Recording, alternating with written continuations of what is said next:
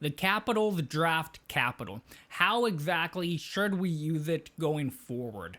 I have a couple different trains of thought on this. The main one, though, is I do hope we can hold on to it moving forward. I don't want us to start spending a lot of picks because I just don't think it's going to result in anything much. We're not going to be a cup contender.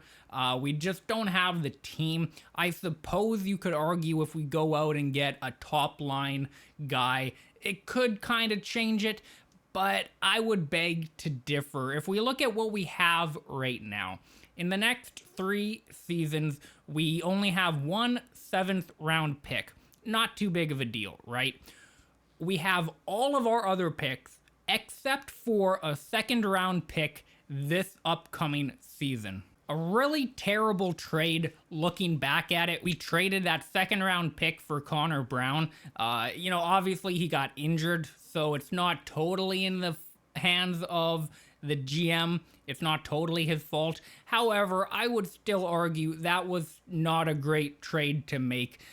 Giving up a 2nd round pick for a guy like that just isn't what a team that we currently are should be doing. We should not be using our draft capital, spending a high draft pick for a depth or a middle 6 guy like that. And further, I think we also possibly made a mistake with the Edmundson trade. That is where one of our 7 round picks went out the door, and we also traded the Minnesota 3rd round pick that we got from Johansson. Again, I would have liked us to keep that. I would have loved to see them hoard a bit of draft capital and draft a lot of guys moving forward. I'm not sure Edmundson is really going to do a whole lot for the team. If we can flip him at the deadline and get that back and maybe even more, then, doesn't really matter in the long run. But I really hope we can do that. And at the same time, I'm not sure about the ice time he's going to have. So overall, I don't really like that use of the draft capital in that sense that we had there. We have a 3rd round pick from Boston this season, and then next season we have a 2nd round pick from both Boston and Colorado. I'd like to see us keep all of those picks. I don't think we should be really trading picks unless it is a necessity or unless we are getting a younger piece back in return. I could see the GM McLennan. I could see us doing something like trying to get a top 6 winger and maybe giving out those extra picks, maybe another 2nd or 3rd of ours, but I really hope we don't.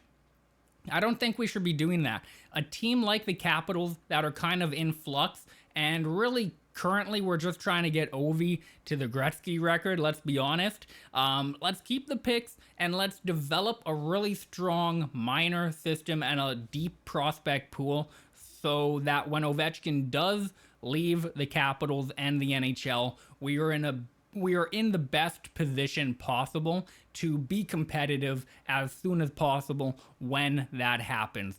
So I really hope we don't shove them all out the door. I would have liked us to even kept the Minnesota pick. We didn't. Whatever. Let's hopefully get value back for Edmundson. But overall, I do not want to see us trading our 1st round picks at all. I do not want to see us trading our 2nd round pick.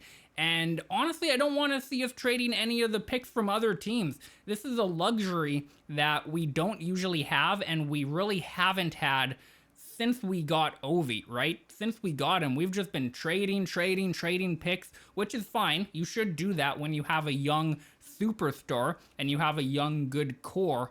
However, now we're at the back end. We really have to change the mindset that we have with our draft picks.